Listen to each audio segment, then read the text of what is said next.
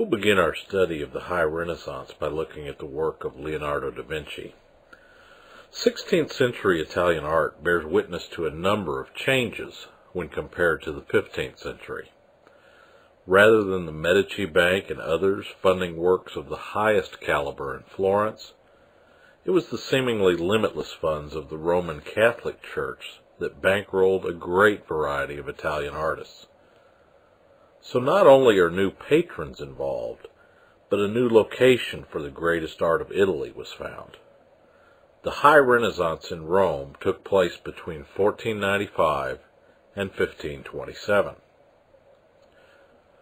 The major artists of the High Renaissance, Leonardo da Vinci, Raphael, Michelangelo, and Bramante, were not merely extending and perfecting the ideals of the early Renaissance masters who made their work possible. These artists were a diverse group whose achievements are so great that they stand apart from their time.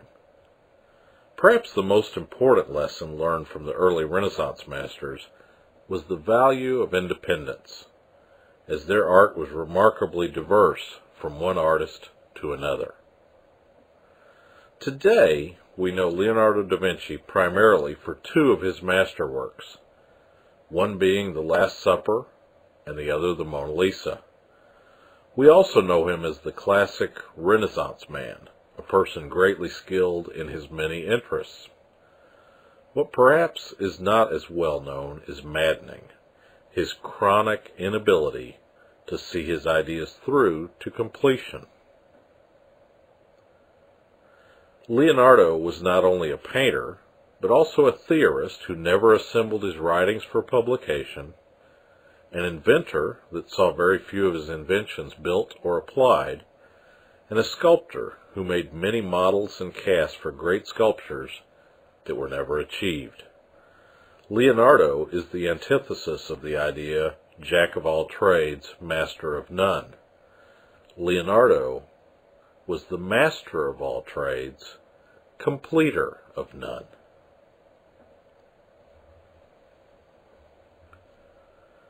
One typically unfinished work by Leonardo is his St. Jerome of 1483.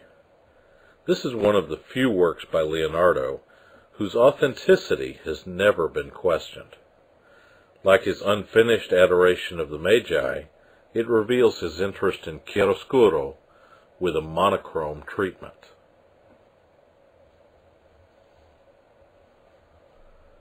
Both St. Jerome and the Adoration of the Magi, were left unfinished when Leonardo left Florence for Milan, and this leaving behind of unfinished work was not an isolated occurrence for Leonardo.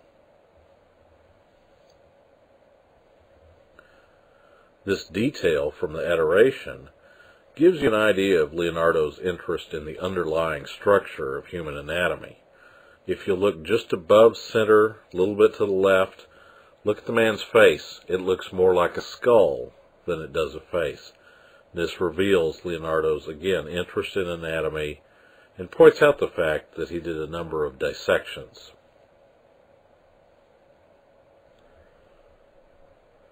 Going back 10 years, we can examine Leonardo's work as a student and assistant with Verrocchio. Now, Verrocchio was not only a sculptor, as we've previously seen, but also a painter. Now, in this baptism from his workshop, it's thought that Leonardo was responsible for the head of the angel to the left. Vasari said that Verrocchio would never again touch colors, being most indignant that a boy of 20 or so would know more of the art than he did.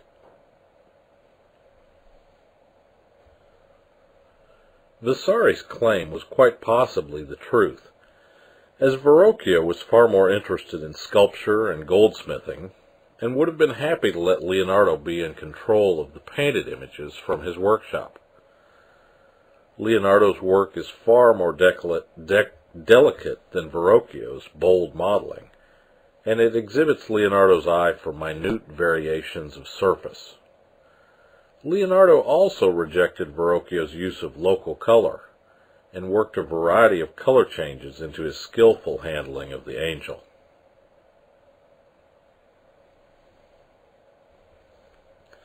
Leonardo's delicate modeling can easily be seen in his early portraits of women, which exhibit exquisite melancholy beauty, wholly unlike Verrocchio, and allude to the success that he will achieve in the Mona Lisa.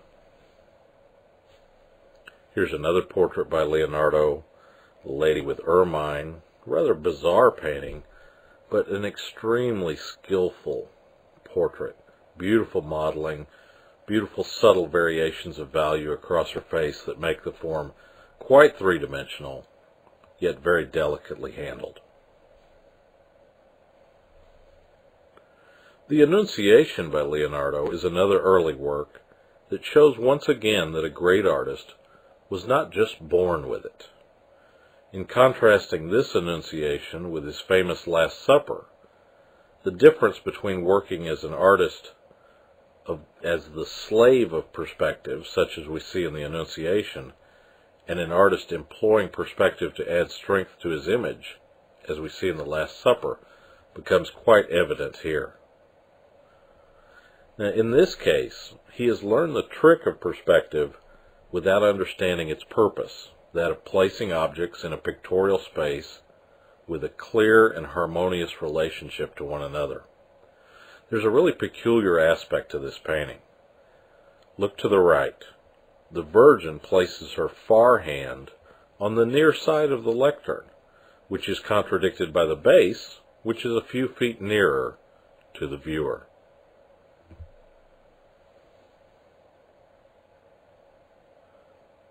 I guess it does us all good to see that even Leonardo had his problems every now and then. The Virgin of the Rocks is the masterpiece of Leonardo's early period. Rather than being painted in Milan, it is thought that he painted it in Florence and took it with him to Milan as an example of his considerable skill. You might think of this painting as a most impressive business card. The rocks in the background are included for their being an accepted iconographic symbol for a wilderness. Now, because this painting was transferred from wood to canvas, it cannot be cleaned well without exposing much damage. Because of this, layers of darkened yellow varnish have hidden Leonardo's luminous colors. There are 3 points that I want to make with respect to the rocks here. 1, Leonardo uses the pyramidal composition that was pioneered by Piero. Secondly, he develops the forms of his figures through chiaroscuro. Remember, that's the Italian term for light, dark. And third, he uses a technique called sfumato. That's S-F-U-M-A-T-O. And this is where a soft light and haze over the work tends to place the subjects in space and atmosphere, as opposed to seeming like cutouts because of an emphasis on hard edges, which is the result of our concept of things in space as opposed to their actual appearance.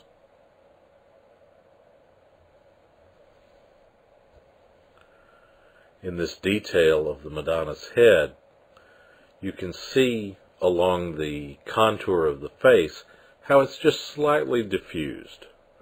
That's a great example of his use of sfumato.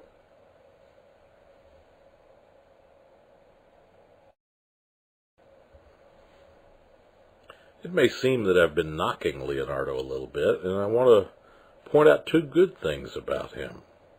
1, as we see here, Leonardo da Vinci was a remarkable draftsman, as his drawings no doubt attest. Preparatory drawings such as these exist in great abundance, and in many cases are the only way we know certain works which have been lost, destroyed, or were never made or completed.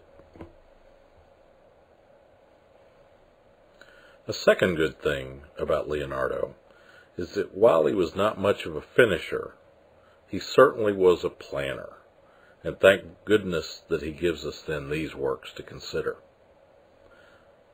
This is a preparatory study for the Virgin and St. Anne that we'll look at in just a moment. The Virgin and Child with St. Anne is yet another unfinished painting by Leonardo that was largely carried out by his students, as the heads are insensitive and without the fine texture that we'll see in the Mona Lisa. However, the design is by the master's hand. Once again, the pyramidal composition and the vast and delicate landscape is certainly by Leonardo himself, revealing his interest in and study of geology, which resulted in some beautifully drawn studies such as those we've looked at previously.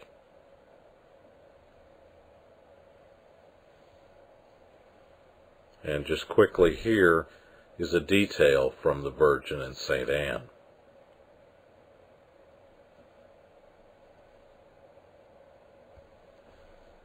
We come now to Sacred Cow number 1. Painted a decade after the Virgin of the Rocks, The Last Supper is a magnificent mess, which began to fall apart in Leonardo's lifetime because of his experimentation with new fresco techniques. At least once, the experimental nature of Leonardo failed him. Even in its present condition, we can appreciate the expressive power of Leonardo in his rendering of the apostles at the moment Christ reveals that one of them will betray him. This work is a major improvement over Castagno's in the fit of the perspective to this natural space. Judas is placed on the far side of the table, and this too is a new treatment. Leonardo makes the piece work with his figural groupings, which can be seen in his sketches of the disciples. Here is a second preparatory study for the Last Supper, and if you'll notice, particularly up in the top left corner, he conceives of the apostles as a group of figures, as opposed to 12 individuals, and that makes the work all the more stronger.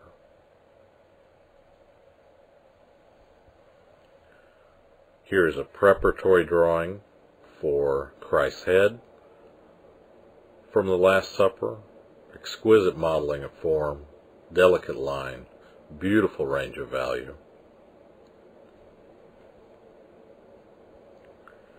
And here is a study of one of the apostles. Again, quite clearly a drawing done from life.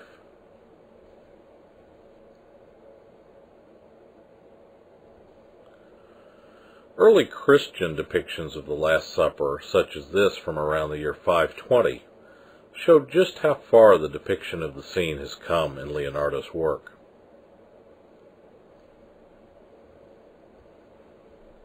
And here's another Last Supper from around that same time period. Unfortunately for us, Leonardo's working method was not well suited to the fresco technique. He would work on the painting for a little bit, go away, work on something else, come back a few days later, work on it a little bit, back and forth, as opposed to working in sections in the prescribed and really only manner of working true fresco. Early restoration attempts and later catastrophes nearly doomed this masterpiece. Here we see the damage that the painting incurred as a result of bombing in World War II. And the painting itself has undergone a significant restoration in the past few years, and what we see now is pretty much all by the master's hand.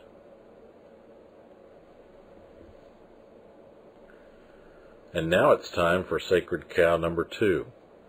What can one say about the Mona Lisa? If Leonardo had known that all we would ever say about this work is that she's smiling and we wonder why, I wonder if he would have painted her so. Vasari described the Mona Lisa, perhaps while Leonardo was still alive, in this way. The eyes had that luster and watery sheen which is always seen in real life, and around them were those touches of red and the lashes which cannot be represented without the greatest subtlety. The nose, with its beautiful nostrils, rosy and tender, seemed to be alive. The opening of the mouth, united by the red of the lips to the flesh tones of the face, seemed not to be colored, but to be living flesh. Does the Mona Lisa look like the painting Vasari described? I don't think so. As suggested by Kenneth Clark, a preeminent art historian, it sounds more like a Fragonard, a Rococo painter that we'll look at later in the semester. Will this painting ever be clean to the extent that Michelangelo's Sistine Chapel was? Unlikely. Too many art historians would have heart or art attacks. Now, Mona has been copied and parodied, stolen, and the subject of ridiculous hypotheses, some of which I'd like to look at now. This is Marcel Duchamp's parody of the Mona Lisa from the 20th century, entitled LHOOQ. And he's gone in and put a little mustache and goatee on the Mona Lisa, and that's kind of fun for this Dada artist. But really the most amazing thing that he's done is put those 5 letters at the bottom. If you were to pronounce them in French, LHOOQ, it sounds like you're saying complete words rather than just spouting off letters. And the translation basically goes in this way: she's got a hot ass. Duchamp certainly was having some fun at the expense of Leonardo and the Mona Lisa. Whoa! That's certainly a bizarre interpretation of Mona. This is by Salvador Dali, the surrealist from the 20th century. And it's not so much Mona as it is Salvador in a little funny play on a self-portrait here.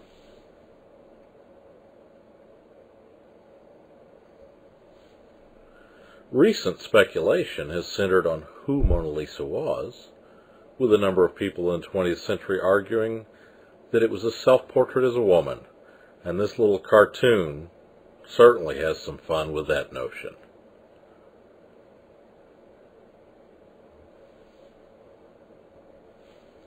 This detail of the hands from the Mona Lisa shows Leonardo's use of sfumato and points out his remarkable optical sensitivity.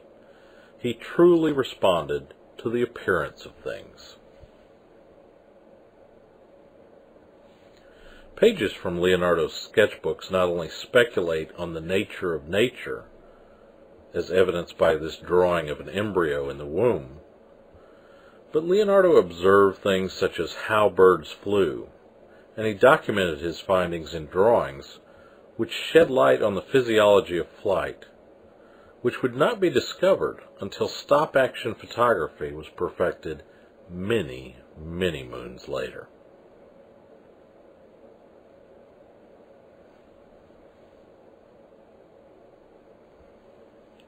This is a self-portrait drawing by Leonardo in red chalk, and it's a fantastic drawing, and if nothing else, I'm thankful for its existence in that it seems to absolutely disprove that ridiculous theory about the Mona Lisa.